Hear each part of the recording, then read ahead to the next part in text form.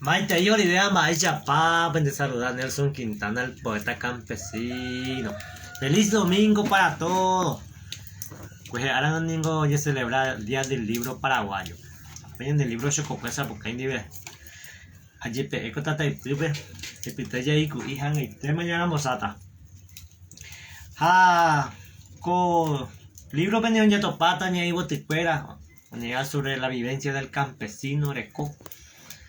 Oñega la educación, sobre el calendario escolar. Upecha oñega sobre naturaleza. Ya topata pupe cuentos ja moraleja. Apa moñe mi tiene y bote geraba aguacero petu.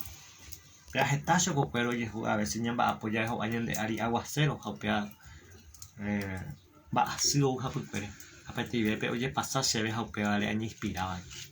Aguacero petu. Cuejeca aru ay men se copepe. Se piraña anduva y se oye poca. Ni mo aboipe y tu opaba cuaraje o ushere teñupa. Maravendo y coi ha ese yupe. Se coga ha se recobesa.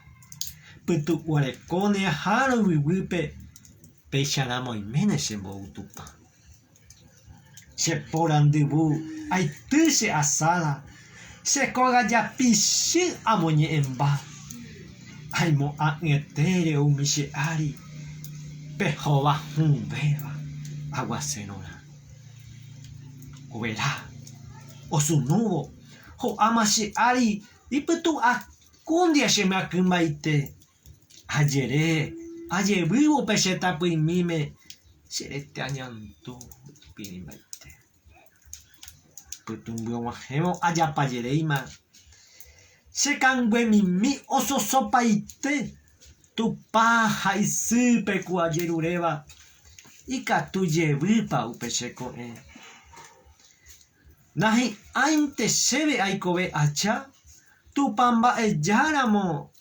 Ay pocha aikobe. Ta llevunde pe amose copepe. Yependa heshai. Seri aire pique. Aguye mande.